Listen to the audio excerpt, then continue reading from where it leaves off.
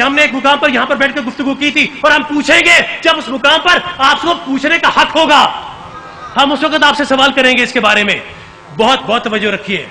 اچھا, تو اب تجلی آئی, طور پھٹا, موسیٰ کہاں پر کھڑے تھے؟ طور کے پاس. موسیٰ کی قوم کا کھڑی تھی موسیٰ کے پاس. اب حیرت کی بات ہے قبلہ کہ موسیٰ امتی جیسے نظر آتے ہیں, امتی موسیٰ جیسے نظر آتے ہیں. قبلہ ایک ہی جگہ پہ کھڑے ہیں. آپ کے آج کے ملاؤں کو بھی ایک جیسے نظر آتے ہیں, وہ بھی کہتے ہیں کہ نبی ہمارے جیسا, ہم نبی جیسے. تو اگر ایک جیسے ہی ہیں, ایک ہی جگہ پہ کھڑے تھے, تو پھر وجہ کیا ہے؟ تجلی آئی, اکیلے موسیٰ بچ گئے, باقی سارے مر گئے. یہ ہوا کیا؟ یہ قبلہ ہوا کیا؟ ایک ہی جگہ پہ کھڑے ہیں, ایک جیسے نظر آتے ہیں, امتی نبی جیسا نظر آ رہا ہے اور نبی امتی جیسا نظر آ رہا ہے, امتی نبی جیسا نظر آ رہا ہے. ہوا کیا؟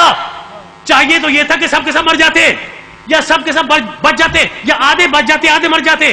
یہ اکیلے موسیٰ کیوں بچ گئے اور سارے کیوں مر گئے؟ مجھے آپ سے سوال نہیں کرنا, ان سے بھی سوال نہیں کرنا, لیکن مجھے عالم تصور میں اس صحابی سے سوال کرنا ہے جو اس دن موسیٰ کے ساتھ کھڑا تھا, کہ صحابی کیا ہوا؟ ایک ہی جگہ پر کھڑے ہو کر ایک جیسے نظر آتے ہو, تجلی آئی, سب کے سب مر گئے, اکیلے موسیٰ بچ گئے. وجہ کیا ہے؟ جواب بلا رہے ہو ندائے مرتضیٰ, تو بھی تو سید الانبیاء کو امتی ہے, تو نہیں جانتا کہ ہمارا مقام صحابیت ہے, موسیٰ کا مقام نبوت ہے. ہم تجلی برداشت کر سکے, اس نے تجلی برداشت کر لی. تو جب موسیٰ کی قوم کا صحابی یہ نہ کہہ سکے کہ موسیٰ ہمارے جیسا, تو آپ کے وہابی کو کس نے حق دیا کہ کہے محمد ہمارے جیسا؟ نعرہ تکبیر, نعرہ رسالت, نعرہ رسالت, نعرہ رسالت, نعرہ حیدری. تو جب موسیٰ کی قوم کا صحابی یہ نہ کہہ سکے کہ موسیٰ ہمارے جیسا, تو آپ کے آج کے وہابی کو کس نے حق دیا کہ بکواس کرتا پھرے کہ محمد ہمارے جیسا؟ ہمارے پاس آ, ہم تجھے بتائیں کہ ارے او ملا, اس شاہ سے کونین میں بہتر نہیں کوئی, بہتر کا کیا ذکر ہے ہم سر نہیں کوئی. حق یہ ہے کہ ایسا تو پیغمبر نہیں کوئی, جرار و بہادر نہیں صفدر نہیں کوئی. اس نور کا کیا وصف کروں میں کہ وہ کیا تھا؟ بس نور خدا, نور خدا, نور خدا, نور خدا.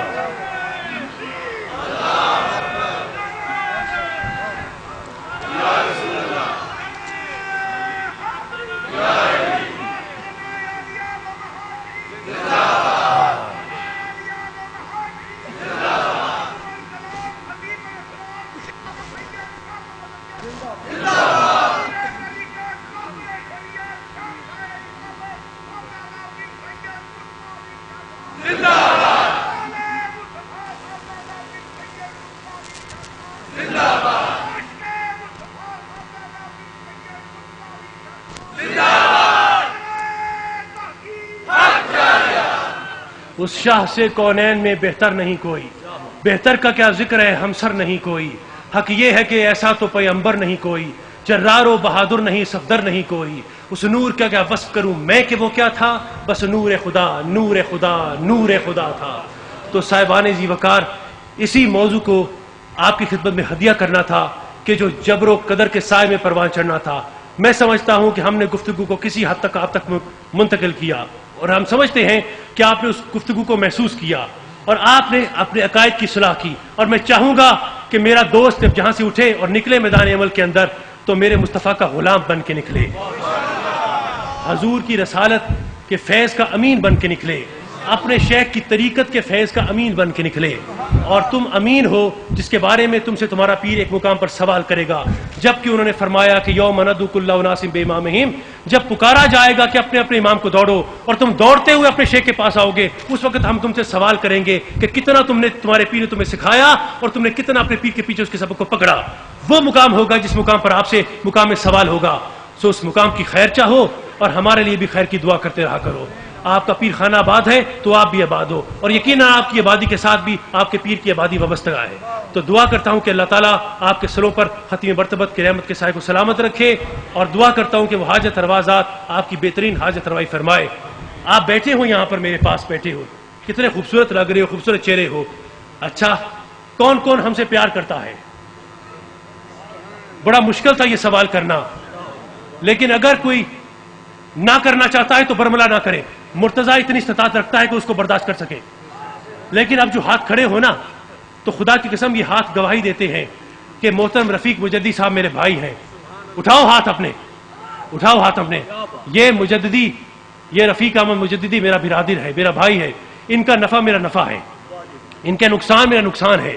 تمہارے ہاتھ کھڑے ہیں، گواہی دے رہے ہیں، گواہی دے رہے ہیں اس بات کی کہ یہ میرا برادر ہے. اگر مجھے کسی مقام پر نہ پاؤ تو ان کو دیکھ لینا، ان کی صحبت میں چلے جانا. ٹھیک، یہ رشتہ ہے میرا ان کے ساتھ. اور ان کی ہر کاوش کے پیچھے، ان کی ہر کاوش کے پیچھے میری دعا ہے، میری دعا ہے. اپنے ہاتھ نیچے کر لو، اپنی ہاتھ نیچے کر لو. ٹھیک، خم غدیر کے موقع پر بھی میرے مصطفیٰ نے اسی طرح سے گواہی دی تھی. ٹھیک ہے، اور نفس کے بارے میں سوال کیا تھا کہ کیا تم مجھے اپنے نفس پر اولا نہیں جانتے؟ سب نے کہا کہ اے رسول عربی، ہم اپنے نفس پر، ہر چیز پر آپ کو اولا جانتے ہیں، اولا جانتے ہیں، مقدم جانتے ہیں. اسی انداز سے ہم نے تم سے گواہی دی ہے.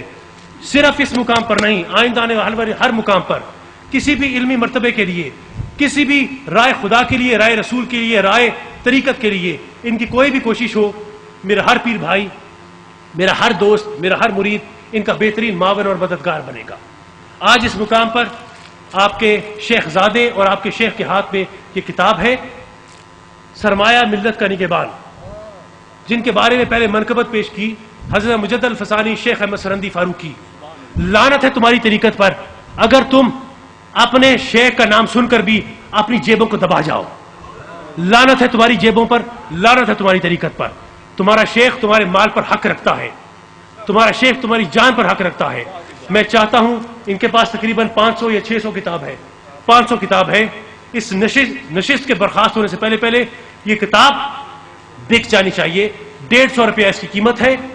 اور کوئی بھی میرا دوست پیر بھائی تامل سے کام نہیں لے گا. تمہاری جیب میں جو کچھ ہے وہ میرا ہے، اور میں تم سے 150 روپیہ مانگتا ہوں اس کتاب کے لیے. مجھے نہیں دینا ہے، جو دوست پھرتے ہیں ان کو دینا ہے. اور یوں ہی سمجھو کہ تم نے مجھے نظر دی. مجھے نہ دینا، ان کو دے دو. مجھے نہ دینا، ان کو دے دو. تو ان کو یہ نظر پیش کرو، 150 روپے کی نظر ہے. کبھی تم سے مانگا نہیں ہے خود، لیکن اس کے لیے مانگتا ہوں. اپنی ذات کے لیے کبھی نہیں مانگا، لیکن اس کے لیے مانگتا ہوں.